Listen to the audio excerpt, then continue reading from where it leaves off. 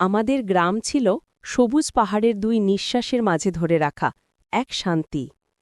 বাবা চাইতেন আমি লাঙল ধরি, মাটির ভাষা শিখি, কিন্তু আমার মন পড়ে থাকত উঁচু ঢালে, গোপন গুহায় আর ঘন জঙ্গলের উদ্দাম স্বাধীনতায়।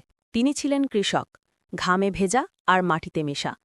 আমার হাতে তিনি দেখতে পেতেন তার ভবিষ্যতের ফসল, আর আমি দেখতাম এক খাঁচা। দিন শেষে পাহাড় থেকে ফিরতে দেরি হলে তার বেতের আঘাত ছিল তার ব্যর্থ ভালোবাসার একমাত্র ভাষা। সেই কঠিন পথটাই আমাকে ঠেলে দিত নানা বাড়িতে, আমার আশ্রয়ের স্বর্গ। সেখানে বেতের বদলে ছিল নানার নরম হাত আর নানির গল্পের আদর। আমি জেনেছিলাম ভালোবাসা শুধু কঠোর হয় না, তা কোমলও হতে পারে।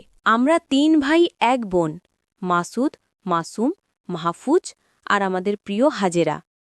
দারিদ্র্য ছিল আমাদের পঞ্চম ভাই, সবসময় পাশে, সবসময় ক্ষুধার্ত।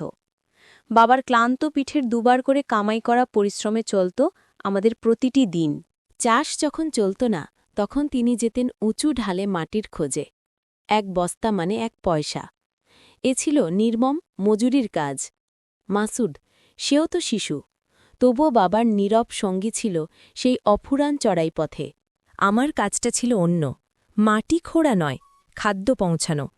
কাপড়ে মোড়া ভাতের হাঁড়ি মাথায় নিয়ে কাঁকড়া ঢালা পাথুরে পথ ধরে হেঁটে যেতাম মাইলের পর মাইল দূর পাহাড়ে তাদের শ্রমের ধুলয়।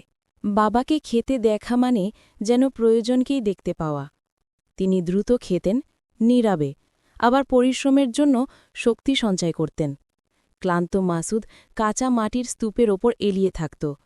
সাদামাটা ভাত, কিন্তু সেই কঠিন উঁচু প্রান্তরে তার স্বাদ ছিল পরিত্রাণের মতো।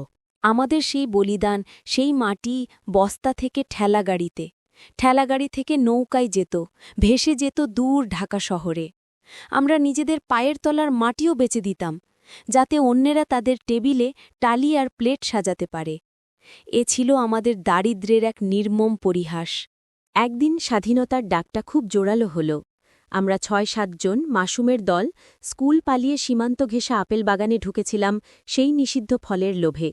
পুলিশ চোর খুঁজছিল না, খুঁজছিল অনধিকার প্রবেশকারীকে, এক সীমান্ত পেরোনোর অপরাধ যা আমরা তখনও বুঝিনি। তোমরা কোন দেশের?